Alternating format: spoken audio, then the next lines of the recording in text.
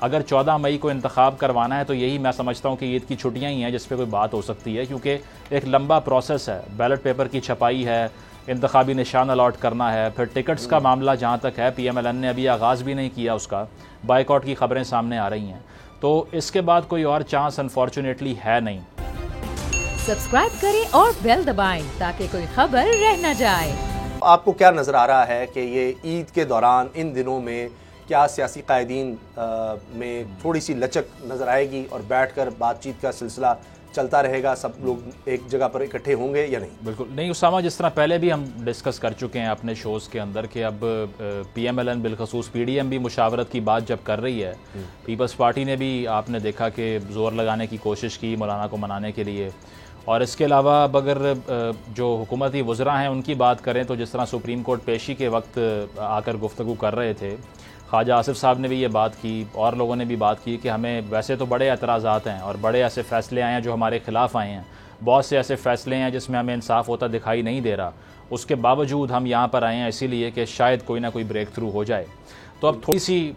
Soft language کا استعمال تو دیکھنے میں آ رہا ہے، کنفرنٹیشن تھوڑی سی کم جو ہے وہ کرنی ہی پڑے گی۔ اس کی وجہ یہ ہے کہ آپشن نہیں ہے آپ کے پاس کہ آپ بغیر لیجیٹیمیسی کے اتنا عرصہ اس سسٹم کو ڈریگ کریں، اور دوسری چیز تحریک انصاف کی طرف سے عدالتوں میں اس لیے جانا کہ جو انٹرم گورنمنٹ بنی ہوئی ہے، caretaker set up Punjab کے اندر ہے، اس کی بھی لیجیٹیمیسی کو وہ چیلنج کر رہے ہیں۔ تو عید کے دنوں میں اور عید کے بعد اس پر بھی کوئی ڈیولپمنٹ سامنے آ سکتی ہے کہ آیا محسن نقوی صاحب کے جو 90 روز ہیں اس سے آگے تجاوز ہونا کیا یہ آئینی ہے، کیا یہ لافل چیز ہے، یا پہلے کوئی مثال ملتی ہے تاریخ میں اس کی کہ ایک نگران وزیر اعلیٰ صاحب آتے ہیں اور وہ اختیارات کا استعمال بھی کرتے ہیں اور 90 روز کے بعد بھی ان کی حکومت قائم رہتی ہے۔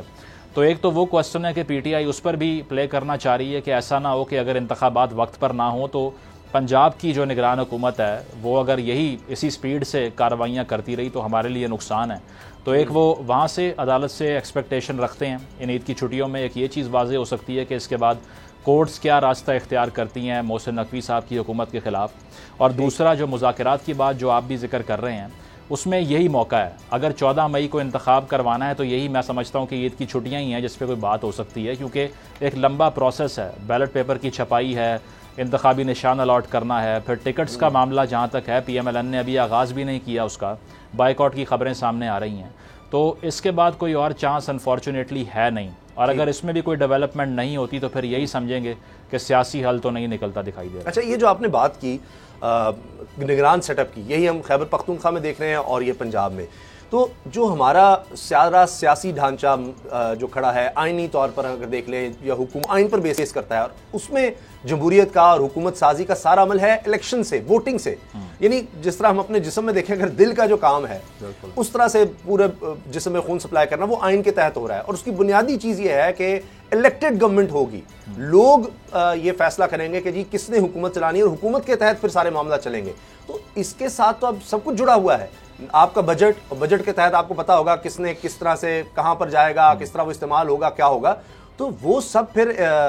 ہوا میں تو نہیں زیادہ عرصہ چل سکتا۔ جس طرح آپ نے کل کے پروگرام میں بڑا اچھا یہ جملہ کہا تھا کہ زیادہ عرصہ آپ نہیں اس کو ڈریگ کر سکتے۔ پاکستان کی اگر ہم 75 سال کی بات کریں، امریت بھی آئی تو انہوں نے کوئی نہ کوئی قانونی کور لیا اس کو چلانے کے لیے، کوئی نئے حلف لیے، تو یہ کس طرح سے اس معاملے کو چلا سکیں گے زیادہ عرصہ بغیر کسی قانونی کور کے؟ تو یہ نگران سیٹ اپ اس طرح سے 90 دن تو گزر چکے، اب یہ کتنا عرصہ اسی طرح کنٹینیو کر سکتا ہے؟ آگے تو بجٹ آ رہا ہے۔ بالکل، دیکھیں اس میں کانسٹیٹیوشن کی جو آپ نے بات کی ہے بہت اہم ہے، کیونکہ جو انگریزی میں کہتے ہیں نا بائنڈنگ گلو، ریاست کی جو بائنڈنگ گلو ہوتی ہے وہ ہوتا ہی کانسٹیٹیوشن ہے۔ اس کی وجہ یہ ہے کہ ایک شہری اور حکومت کے درمیان صرف ایک کانٹریکٹ ہے جس کے تحت قوانین وضع کیے گئے ہیں اور بتایا گیا کہ آپ کی یہ ڈیوٹیز ہیں، ہماری یہ obligation ہے، اور وہ ہے کانسٹیٹیوشن، اور اس پہ کنسنسس کے بغیر ریاست کے معاملات آگے بڑھ نہیں سکتے۔ جتنی ماڈرن ڈیموکریسیز ہیں وہاں کانسٹیٹیوشن کی سیریسنس اتنی زیادہ ہے کہ اس میں امینڈمنٹ کرنا بھی عذاب ہوتا ہے۔ اس کی وجہ یہ ہے کہ وہ منن عمل کرتے ہیں اس کے اوپر، لیکن ہمارے یہاں پہ اس کو بینڈ کرنا، بریک کرنا، اپنے مفاد کے لیے اس کو ٹوسٹ کرنا کوئی مشکل نہیں رہا ہمیشہ سے۔ مشرف صاحب کا کوٹ بھی ہے کہ it's a piece of paper, اور میں ڈسٹ بن میں بھی پھینک دوں اس کو تو کوئی مسئلہ نہیں ہے، جو کہ ہوا بھی بعد میں۔ اور بڑے ایسے حادثات ہو چکے ہیں۔ میں ریسنٹلی ایک جگہ پڑھ رہا تھا کہ شاید بہت کم لوگوں کو معلوم ہو کہ ایوب خان صاحب بھی پاکستان کے وزیر اعظم رہ چکے ہیں، 13 گھنٹے کے لیے وزیر اعظم بنے تھے وہ، اور 27 اکتوبر 1958 کا دن تھا، تو صبح یہ کے بھی وقت اکتوبر ہی تھا؟ جی اکتوبر ہی تھا، ہر سانحہ اکتوبر میں ہی ہوا ہے، مشرف صاحب والا بھی اکتوبر میں ہوا اور جب ضیاء الحق صاحب چیف مارشل لا انہوں نے مارشل لا لگایا، ایڈمنسٹریٹر لگے، تو اس وقت بھی انہوں نے کہا کہ اکتوبر میں الیکشن. جی اس طرح ہی ہے. تو اس میں یہ ہوا کہ اب صبح کے وقت انہوں نے حلف لیا وزیر اعظم کے طور پہ، کابینہ کا اجلاس ہوا صبح 12 بجے، شام 5 بجے سکندر مرزا جو صدر تھے ان کے ساتھ چائے پی انہوں نے، رات 10 بجے مارشل لا لگا دیا. واہ جی. اور رات کو وہ صبح وزیر اعظم تھے، رات کو صدر بن گئے. تو اب یہ دیکھیں، یہ پاکستان کی تاریخ میں آپ کو ایسی مثالیں ملتی ہیں کہ آپ کو رونے کا بھی دل چاہتا ہے، ہنسنے کا بھی دل چاہتا ہے کہ سمجھ نہیں آتی کریں کیا. اب بھی اسی طرح ہوگا. اگر تو کوئی جواز ایسا نکلتا ہے کہ الیکشن کرانے کا دل نہ کرنا، تو یہ پہلی بار ہم سنیں گے کہ ابھی انٹینشن نہیں ہے، ابھی موڈ نہیں ہے. جبکہ ایک منسٹری کے اوپر جو تمام منسٹریز ہیں سال کا تقریباً 700 بلین خرچہ آتا ہے پاکستان کا، لیکن 20 بلین نہیں ہے الیکشن کے لیے.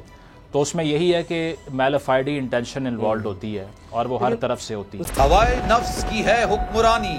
لٹیرا کر رہا ہے پاسبانی.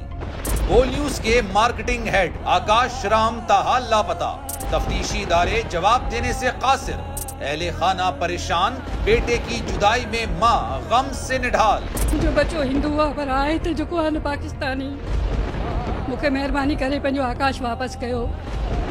حکومت سے بے قصور اور محب وطن بیٹے کی بازیابی کے لیے فریاد. آکاش رام کے اغوا کے خلاف اہل خانہ کی جانب سے سپریم کورٹ میں درخواست دائر. سپریم کورٹ کے چیف جسٹس عمر عطا بندیا سے آکاش رام کے اہل خانہ کی جلد سماعت کی استدعا. مشکل کی اس گھڑی میں عالمی میڈیا نے بھی اٹھائی آواز. CNN، آج تک، انڈیا ٹوڈے، ٹائمز ناؤ سمیت عالمی میڈیا نے آکاش رام کے اغوا کے خلاف دیا بول کا ساتھ. اف کیا ظلم ہے، بول انصاف کا منتظر.